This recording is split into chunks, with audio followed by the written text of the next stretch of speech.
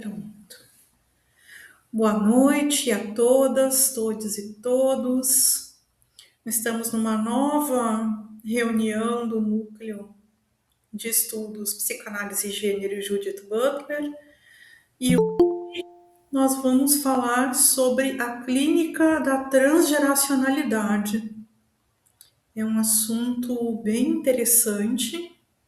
Eu trouxe 2 autores para conversar com a gente aqui. E espero que contribua para vocês da mesma forma como contribuiu para mim essa pesquisa, né? Esses operadores clínicos que a gente chama, né? Eu espero que vocês curtam bastante as informações que eu vou trazer. Bom, vamos lá então.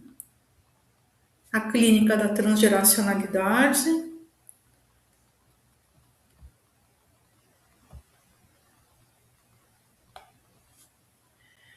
Bom, começamos falando de psicanálise vincular.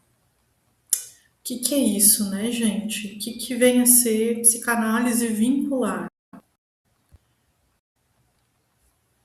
Ela se trata de uma criação, então, dos conceitos clássicos da nossa psicanálise, que é aquele atendimento no 1 a 1, né, para atendimentos em grupos, em famílias e casais, deslocando o foco do intrapsíquico, né, dentro da própria psique, né, de uma pessoa, um indivíduo, ao intersubjetivo, né, entre as pessoas, entre os sujeitos. Este seria um espaço psíquico singular que se forma no vínculo. Então, como se fosse uma outra, entidade, né? Quando temos 2 pessoas e elas se relacionam, se forma entre elas uma terceira entidade, que é esse espaço psíquico singular, aonde há essa troca, né? Essa troca, esse relacionamento, né? Então, uma troca ali de significantes, uma troca ali de afetos, né? Esse vínculo se situa tanto entre realidades externas quanto internas. Então, esse vínculo, ele tanto prende, né, na realidade do trabalho, por exemplo, da escola, da família, né, quanto ele também se situa no interior da nossa psique, né. Esses laços são projetados para dentro, são interiorizados também. E eles são tanto verticais, entre pais e filhos, por exemplo, né? Entre diferentes posições hierárquicas, né? Então, de um chefe com seus colaboradores, do pai com o filho, né? De uma autoridade com uma pessoa, por exemplo, um policial com uma pessoa que está sofrendo a blitz ali, ou horizontal dentro de um grupo de pertença, né? Entre irmãos, entre colegas, né? Deixa eu permitir mais a Kátia aqui. Pessoal, estamos começando. Juntem-se com a gente, vamos ler aqui juntos. Qualquer pergunta, qualquer comentário, vocês podem ir fazendo. Não levantem a mãozinha porque eu não vou ver, estou na outra tela. Então, vocês só parem a minha leitura e podem pedir a palavra e falar bem à vontade. Vocês sabem que eu gosto dos nossos debates, né? É importante frisar que tal vínculo não se trata da relação entre sujeitos. Então, não é só uma relação no sentido mais do senso comum, né? Uma relação entre sujeitos no sentido de, ele é meu irmão, né? Ele é meu colega e a gente se dá bem, a gente se dá mal. Não é só isso, mas sim uma ligação que vai os determinar, que é inclusive anterior a essa proximidade. São transmissões conscientes e inconscientes que vão se dar entre esses sujeitos. Esse vínculo, essa relação se dá entre duas ou mais pessoas, numa relação estável, investida, com processos psíquicos partilhados. Né? Isso a gente está falando da psicanálise vincular. Né?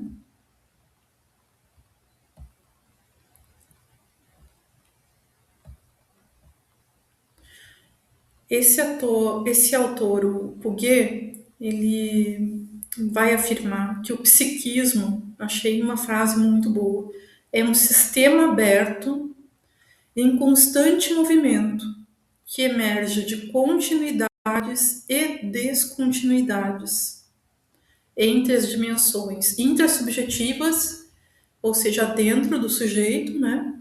Intersubjetivas, ou seja, entre um sujeito e outro sujeito, e transobjetivas, ou seja, que se transmitem, que se movimentam entre realidades, né? Entre experiências, entre objetivos, né? Objetivo no sentido esse de experiência, né?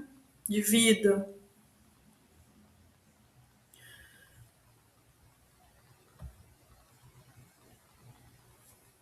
Então, uma reflexão para nós, né? Quando a psicanálise não é mais intrasubjetiva.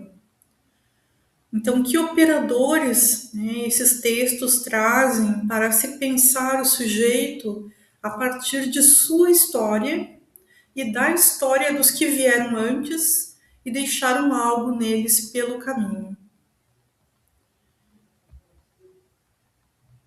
Que é uma frase romântica, né, gente? Mas na verdade não precisa vir só antes, pode estar em conjunto no presente também, né? Então, o que as nossas relações deixam em nós, né?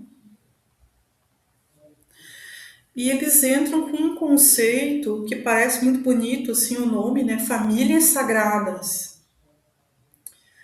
É um conceito de que eles vão falar de que certos grupos familiares, né, possuem uma base narcisista. Esse narcisista é aquele da psicanálise, né, de se pensar o eu, de se pensar em si, né, suficientemente forte, porém carecem de espaço e de condições para dar continência e para reconhecer a alteridade. Então, são famílias onde há um pensamento muito egoísta, digamos assim, né? Um senso comum seria esse, ou se a gente falar, né, nos termos da psicanálise, um senso narcisista muito forte em cada pessoa da família, ou nas pessoas que detêm o poder nessa família, principalmente, né? Que geralmente são os pais, né? Mas podem ser também outros tutores, né? Podem ser avós, tios, né?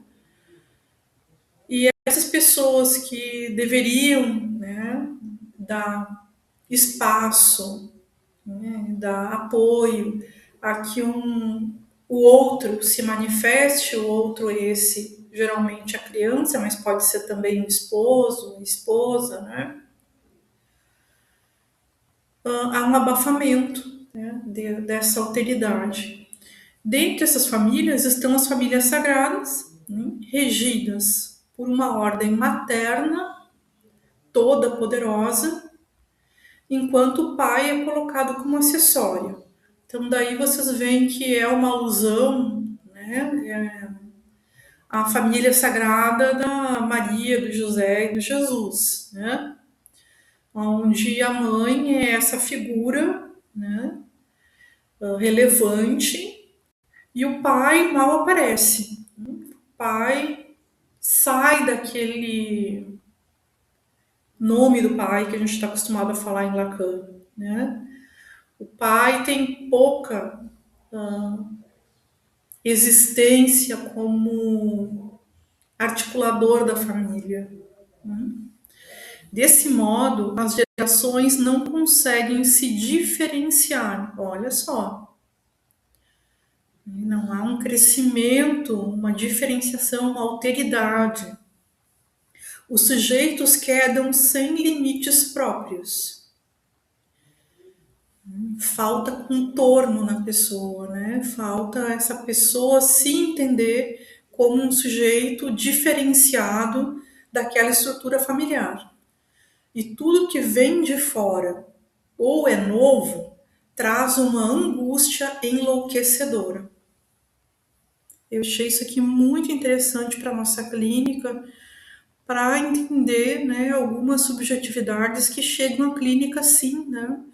Com tudo que vem de fora daquela família, daquele núcleo familiar, tudo é um problema, tudo é um ataque, tudo é uma coisa agressiva contra eles, né? Eles estão sempre paranoicos, sempre se protegendo de alguma coisa. E eu noto isso aqui muito na família, da minha família paterna, né? Eles tinham muito forte esse sentimento, assim. A minha avó era uma pessoa muito dominadora na família, né? E ela praticamente tinha o poder total da família, enquanto que o esposo, né, era uma pessoa assim boêmia, né, calma, contida, bem-humorada, mas que não se impunha, né? Então, os filhos ficaram assim, indiferenciados em parte, né, da mãe, da estrutura familiar, ficaram muito embolados ali e tiveram uma série de problemas ao crescer. E o meu pai reproduziu isso, procurou uma esposa que reproduzisse isso no casamento dele, que foi a minha mãe. Minha mãe é assim também. Então, são coisas que vocês vão entender que se perpetuam, né? Então, é uma estrutura que está lá na família e que vai sendo copiada para as gerações seguintes. Vai se reproduzindo, vai se perpetuando, né, através dos laços de sangue. Alguém quer fazer uma pergunta? Alguém quer falar alguma coisinha? Podemos seguir?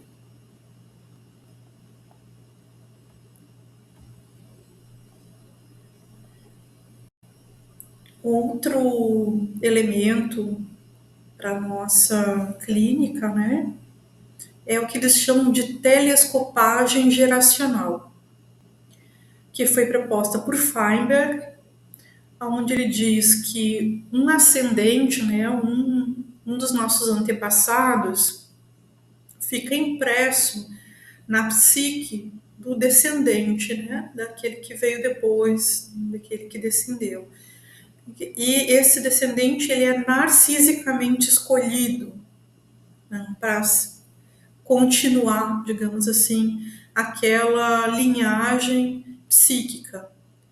Acontece uma identificação alienante dos vazios e dos excessos, sendo que as partes rejeitadas dos pais são passadas aos filhos, como se fosse um repositório em suspenso, sem metabolização, requerendo elaboração. Eu vou dar um exemplo, eu vou ir usando, gente, como caso clínico, a minha própria família, porque é o que eu conheço de melhor, então eu vou procurar afirmar o que a gente está conversando, falando um pouco da minha história de vida, da minha família. Aqui em casa, o que eu noto é o seguinte, por exemplo, a minha mãe, ela foi a terceira filha de um casamento aonde o pai queria muito ter um filho homem. Quando nasceu a terceira filha, que foi a minha mãe, ele ficou tão transtornado que ele não tinha dado novamente a sorte de ter um filho homem, que ele resolveu criar minha mãe como se fosse um filho homem,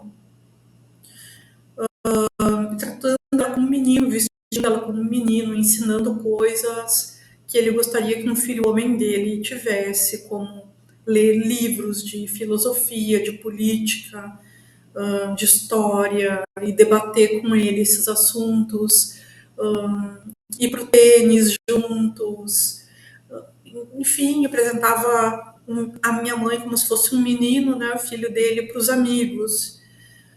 Fez toda uma criação da minha mãe desse jeito e ela teve problemas depois de se assumir como uma figura feminina, como mulher.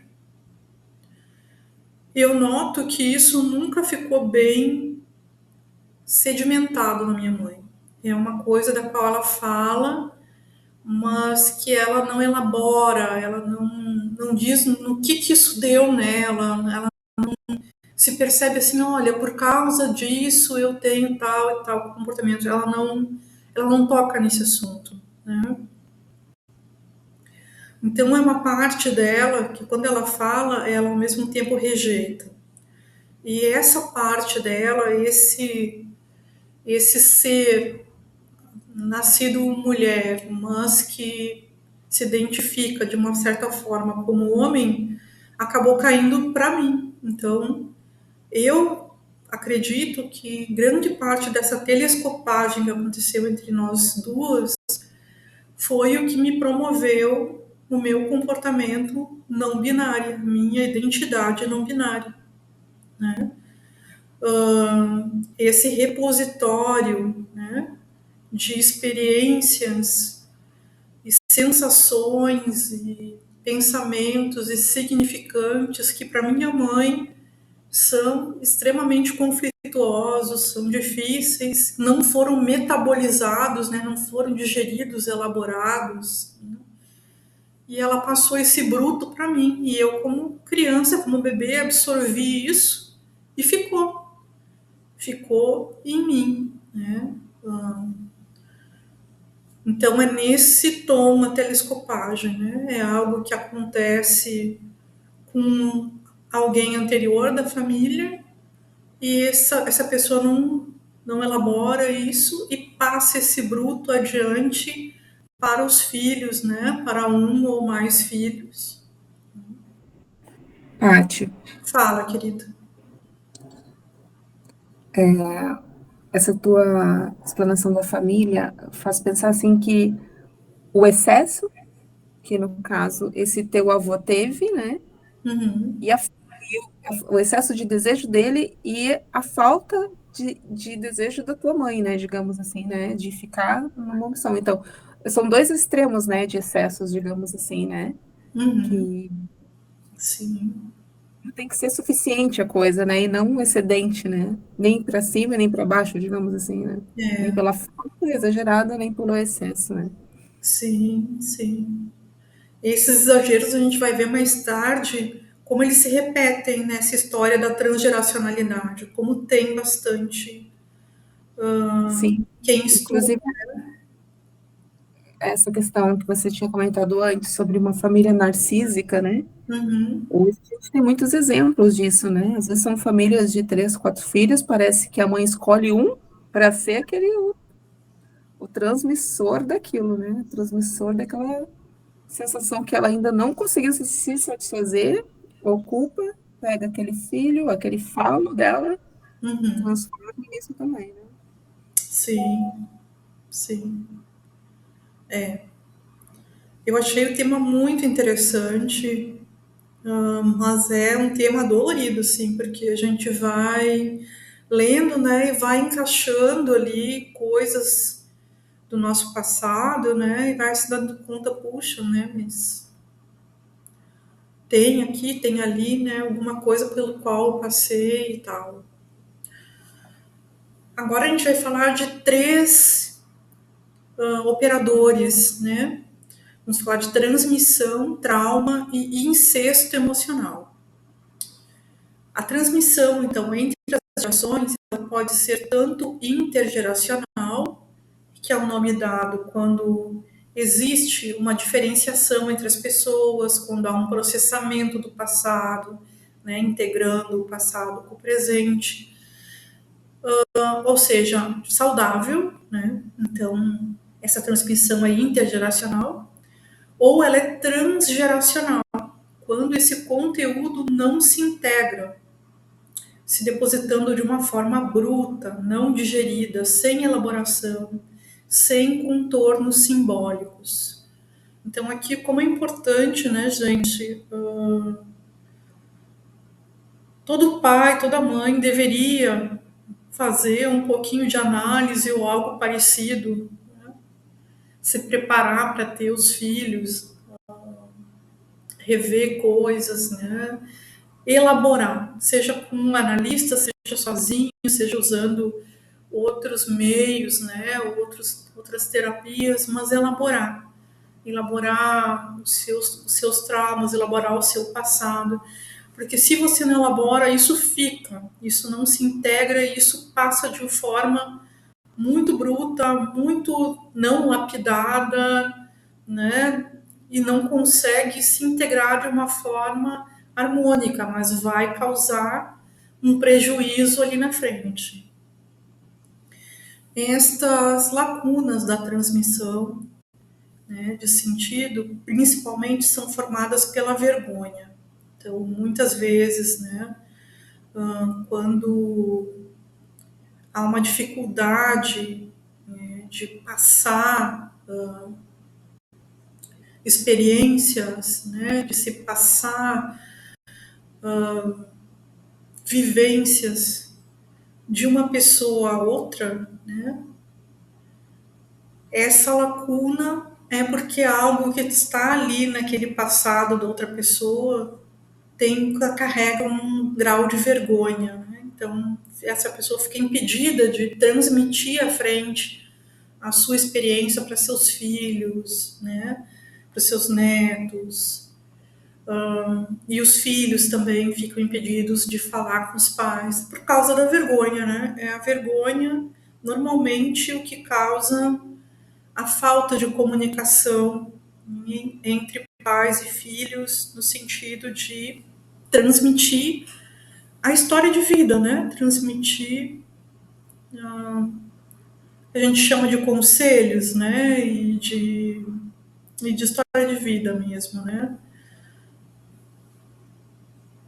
O trauma, então, conforme Lamano, ele vai se definir como um acontecimento que deságua com um enorme fluxo de tensão. Então, aqui de novo, viu, Fabi? A emoção, né? Estradula, né? É um enorme fluxo de tensão, seja pela sua violência ou por exceder a capacidade de simbolização daquele grupo. Então, aqui a gente tem novamente, frisando, que são casos onde extradula, né? Então, acontece um evento onde essa pessoa que está ali testemunhando não consegue simbolizar aquilo que está acontecendo, não consegue transformar aquilo numa narrativa interna, não consegue traduzir em palavras o que está acontecendo. É tão violento que aquilo chega no real, né? Chega no real para ela. Uma das piores consequências do trauma é aleijar a parentalidade. Por exemplo, tornando uma mãe incapaz de atender às necessidades de seu bebê. Então, o trauma, né, ele pode influenciar as próximas gerações no momento em que ele causa essa fraqueza, digamos assim, essas lacunas, essas dificuldades, né, na mãe, no pai. É ali que vai surgir né, algo na próxima geração, por um excesso, novamente, como a Fabi falou, um excesso de vazio ou um excesso de transbordamento de alguma coisa. Vão sempre acontecendo, é o mesmo ciclo, as coisas vão se repetindo. Porque muitas vezes uma mãe não teve carinho da mãe, então ela não sabe abraçar, porque ela não foi abraçada pela mãe dela, então ela não sabe como transmitir isso para a filha. E a filha, por sua vez, vai passar isso para a filha dela. Sim, Então é um ciclo que vai se repetindo de geração em geração. Tanto que muitas vezes chega na nossa clínica uma jovem que diz: Nossa, eu tenho muita dificuldade em conversar, em abraçar minha mãe, porque primeiro que a minha mãe disse não, que eu ouvia as besteiras que eu tenho para falar. E nada do que você tem para falar é besteira. Depois, minha mãe acha que é muita frescura, porque eu faço questão de abraçar a minha filha. Eu faço questão de falar que eu amo a minha filha, seja com cuidado, seja de fato com palavras, porque eu não tive aquilo. Então, eu já interpreto isso como aquela moça, aquela pessoa que está tentando quebrar como se fosse uma maldição. Certa vez eu escutei isso de uma paciente minha, ela falar: eu preciso quebrar essa maldição, porque eu tento todos os dias, eu ainda hoje tento todos os dias falar com a minha mãe sobre essas coisas que ela não soube nos dar, tanto ela quanto aos irmãos, e ela fala que é frescura porque ela nunca teve, e nem por isso ela morreu. Então a gente tem que estar sempre atento a essa repetição. que dificuldade, né? Que dificuldade Sim. dela de tratar daquelas, como disse, né? É uma dificuldade porque ela não elaborou aquilo, né? Uhum. Bruto nela, aquelas experiências, né? E estão lá depositadas exatamente cruas do jeito como ela recebeu, Isso. né? E ela não trabalhou isso nela. E E é uma tentou passar constante. para ti, né? Uhum. Mas você, pela sua própria vontade, conseguiu elaborar aquilo que estava acontecendo e não vou passar adiante, né? Exatamente, eu acho muito rico, eu acho extremamente enriquecedor quando um analisando diz isso, um analisando na realidade diz isso. Eu tenho procurado quebrar essa maldição que a minha mãe passou para a gente. Eu acho interessante também a fala, entende? Quebrar a Eu maldição, acho interessante. né? É, porque a minha mãe nunca abraçou, a minha mãe nunca isso, a minha mãe nunca aquilo. E de repente eu procuro fazer, eu procuro não repetir as mesmas coisas com a minha filha. Sim. Paty, como você trouxe também exemplos de mãe, assim, né? Também tenho a minha, né? Que me dá um trabalhão, mas assim, ela conseguiu quebrar um pouco e amadurecer um pouco nessa questão de falar sobre amor, sobre dizer isso, depois que ela teve as netas meninas, que não são minhas, né? Ela teve os netos, né, comigo, e depois quando ela teve as netas meninas. Essas meninas, crianças, conseguiam distribuir esse amor todo, daí ela conseguiu vir até mim. Que Antes, legal. não. Então, existe Ter um tempo. espaço para ela elaborar, né? Exatamente, exatamente. Foi no tempo dela. Foi no Deu tempo. alguma coisa errada ali, aqui, mas eu acho que ela conseguiu, assim, sabe? Que bom Transcender mesmo. isso daí. Porque Eu acho também que não vinha, tem idade, né, vinha de Fabi? alguém que nunca falou nisso com ela, né? Uhum. Eu acho que não tem idade, né, Fabi, para a gente elaborar e para a gente ter uma relação melhor com a gente e com os outros, né? Eu acho que está sempre bem-vindo, né? A aprendizagem, né? Do emocional, psicológica, né? Psíquica, nossa, eu acho que não tem idade, limite. Aquele ditado de, como é que é? Não se pode ensinar a um cachorro velho novos truques. Eu acho muito datado, né? Eu acho que a gente tem plenas condições cerebrais, pelo menos, a maior parte, né? Quem não está com degenerescência, claro. Mas quando você tem um cérebro saudável, mesmo na velhice, Você tem condições de estar elaborando, de estar processando, de estar mudando padrões tóxicos, né? Sua vida e na vida dos outros. É bem importante a gente dar uma chance às pessoas se resolverem. Seria tão mais fácil se o pessoal fizesse análise, né? Ah, com certeza.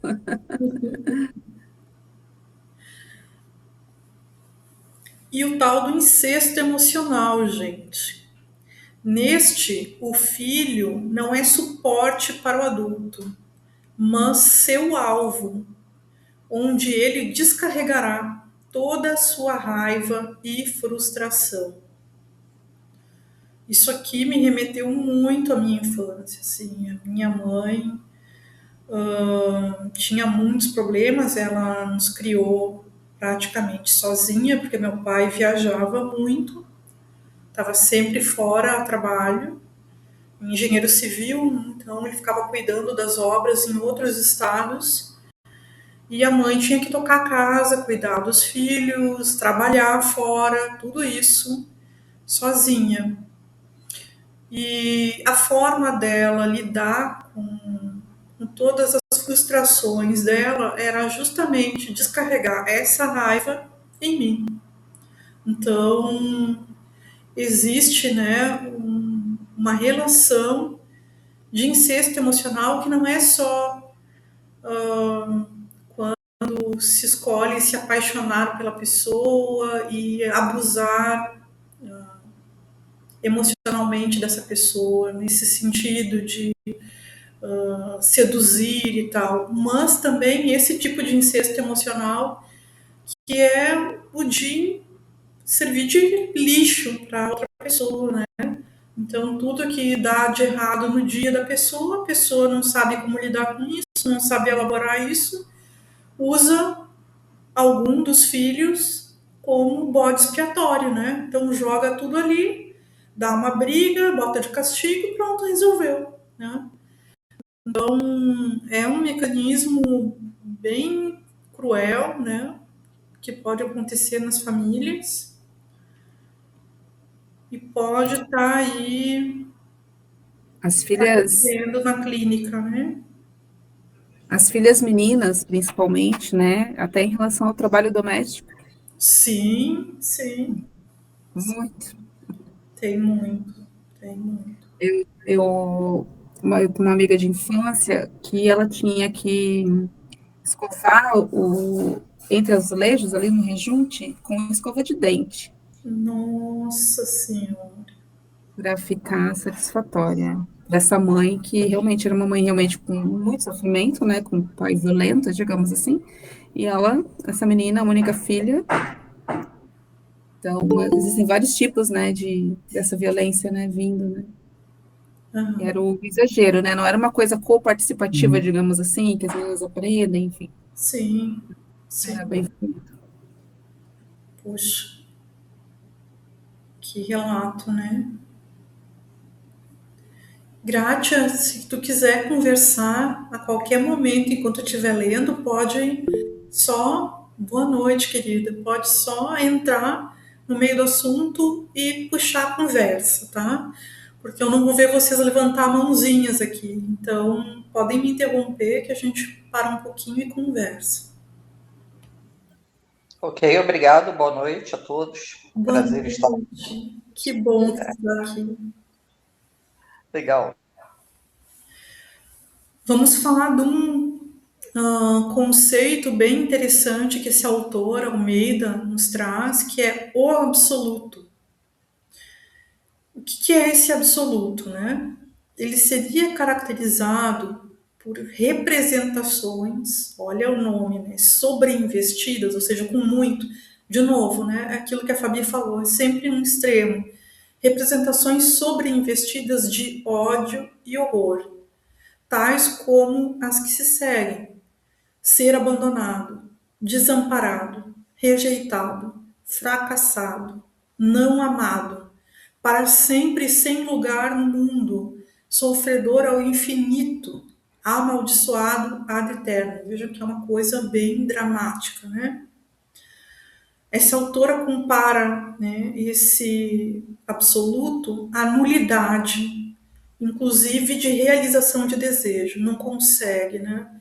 Não consegue pensar em realizar o desejo, não consegue pensar em estar à frente da própria vida, né? Não se acha capaz, não consegue, realmente fica preso no fracasso, né?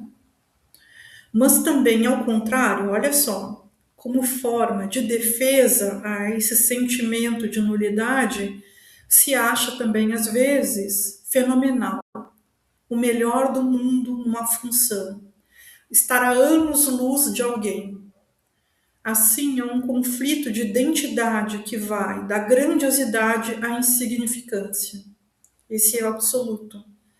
Então, na clínica vai aparecer, né, essa pessoa que tem esse conflito de identidade, onde num momento é nada, né, impossível de fazer qualquer coisa, totalmente sem sentido a vida.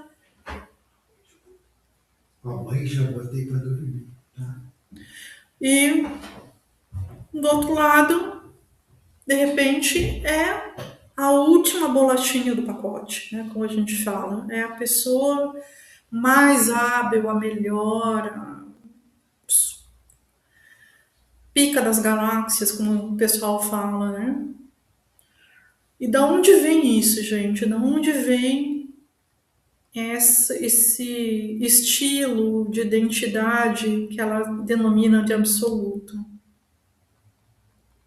O absoluto liga-se à economia psíquica. Podemos dizer que, sob a visão econômica de Freud, consideramos como enormes quantidades de excitação, conteúdos catequizados com muita força. O paciente sofreria de uma imobilidade psíquica, um núcleo duro, congelado de sua história pessoal. Acho que essa figura, né, do núcleo duro, congelado num tempo ali, dessa pessoa, isso é muito importante a gente entender, né? Que essa pessoa sofre, ela não consegue se deslindar e sair desses papéis de ser nada ou de ser absolutamente tudo. Então, absolutamente nada, absolutamente tudo, ela não consegue se mover para uma normalidade, para uma temperança, né? Ela fica presa nessa dicotomia, oscilando de um lado ao outro, né? Uma imobilidade de, com a vida, né? Elaborar com a vida, passar adiante, né? Ela fica presa num acontecimento. Para Hermann, seriam fatos e relações que restringiriam o desejo, e aí se constituiria o trauma. Não um único evento assombroso. Então, não é um trauma assim que vem, eu fui atropelado. Minha mãe morreu e eu tinha 3 anos de idade, morreu de câncer. Não, é uma série de choques, uma série de traumas menores que vão se somando. O sujeito é tomado pelo resultado dessas vivências. Então, eu, por exemplo, como bipolar, né, eu tenho essa identidade do absoluto, né? E acredito que está muito ligada ao passado, né, um passado de traumas, não traumas, como diz ali, não traumas muito fortes, assombrosos, de uma violência extrema, mas traumas repetidos. O principal deles, a falta de afeto da minha mãe.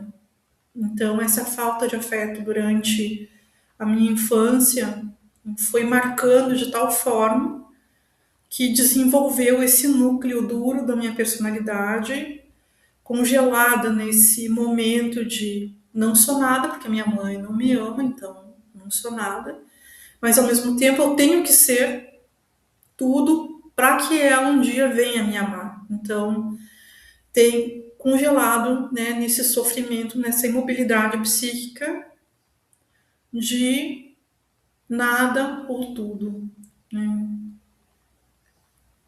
Eu acho que alguém quer falar, alguém está entrando. Boa noite, Bárbara, querida. Seja bem-vinda. Boa noite. Chegando aqui no final, mas quero ver isso. Depois eu assisto o começo. Sim, a gente está no meiozinho ainda, estamos no meiozinho. Aproveite, Obrigada. quando quiser falar, só me pare Tá bom, e vamos dialogar. tá bom. Obrigada. De nada, querida. Então, esse seria o absoluto.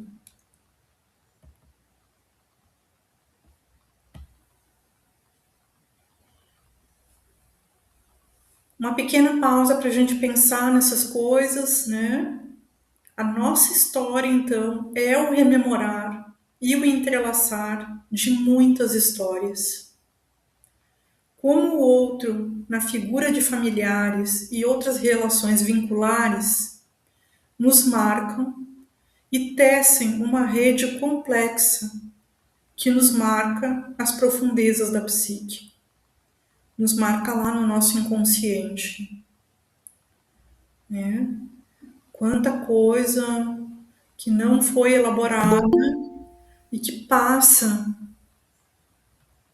de uma geração a outra e fica marcada, né? Fica marcada para nós num ponto profundo da nossa existência e que vai ditar a forma como a gente vai reagir às coisas no presente. Então, por vezes, as reações são completamente absurdas, porque a gente não está vivendo o presente ali, né? Nós estamos trazendo algo do nosso inconsciente que veio lá de trás, que veio de antes de nós.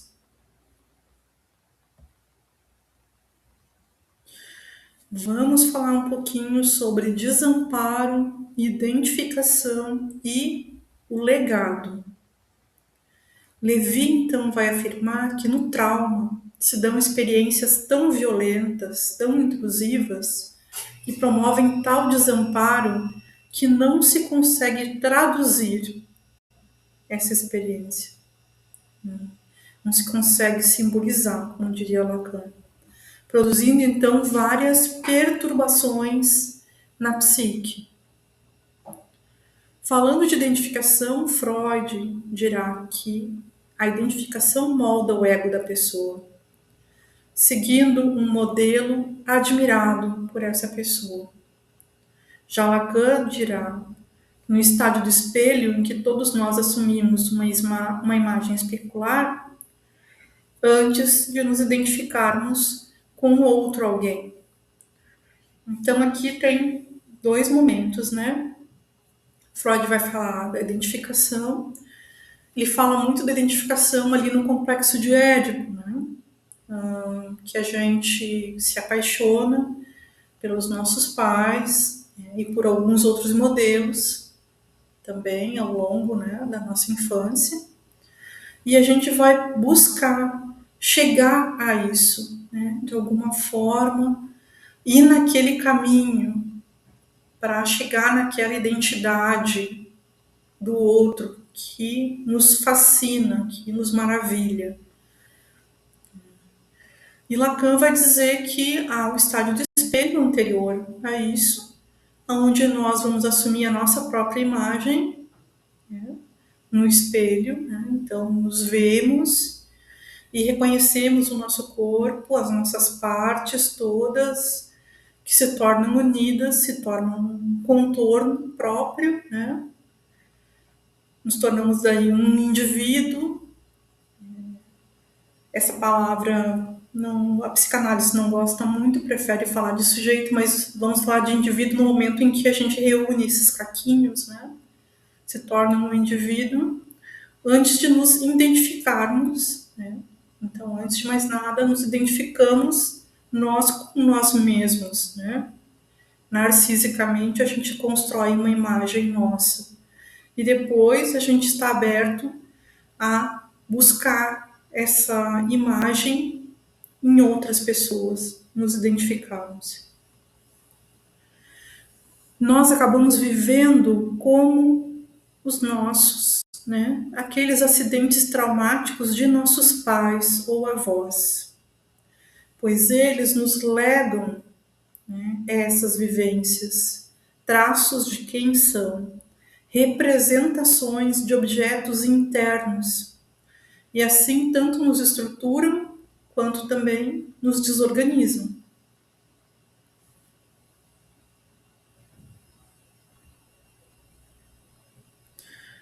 Esse operador aqui também é bem interessante.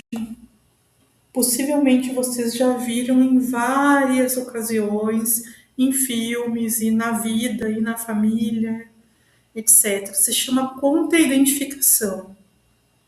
Essa contra-identificação se constitui tanto um processo formativo do ego, quanto uma defesa do próprio ego.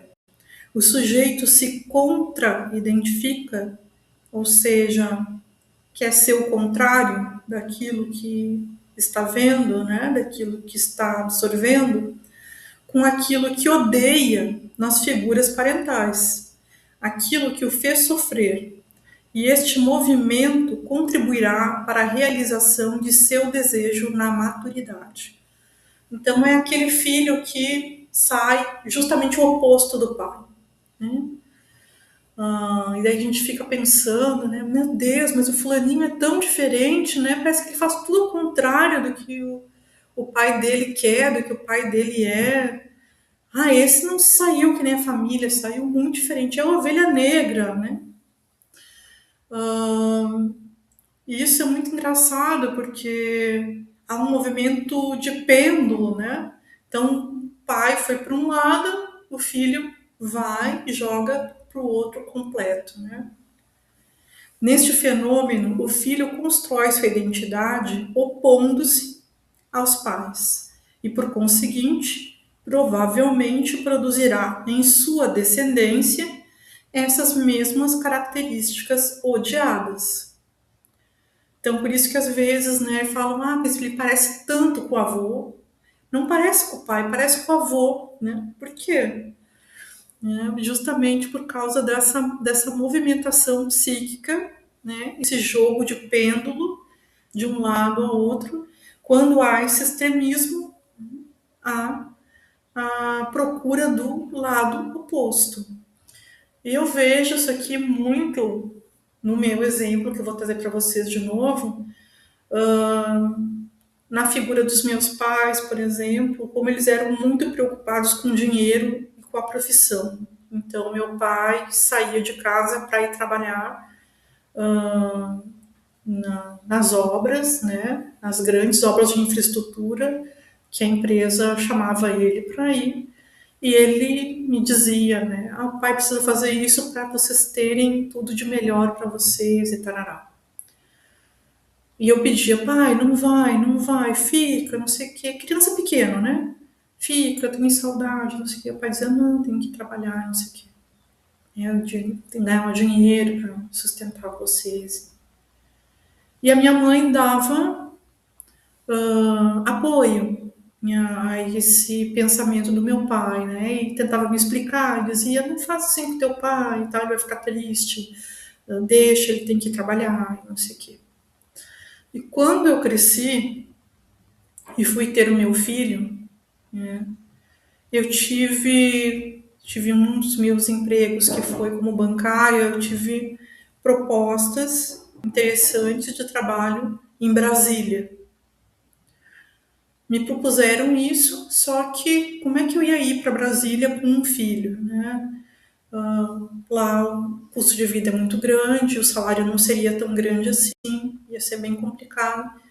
Daí a minha mãe disse assim, por que tu não vai e eu e o teu pai ficamos cuidando do teu filho?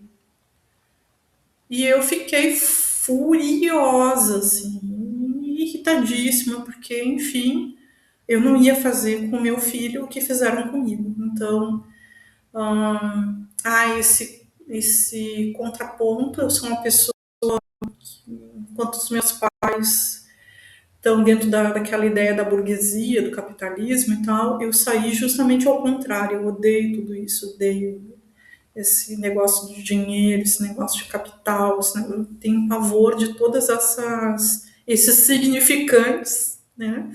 Todos esses significantes que são tão importantes para o meu pai e minha mãe, né? O dinheiro, a carreira profissional, isso para mim é secundário, ou terciário, ou quaternário, não sei. Para mim, a família é muito mais importante o meu filho, muito mais importante o meu vínculo amoroso com ele, do que a, essa ideia de carreira, de dinheiro, de sucesso, tarará. Então, eu acho que, novamente, aqui, né, a gente pode ver na família da gente e em várias obras, né, esse exemplo do filho que sai por uma tangente, por um caminho completamente diferente dos pais, né?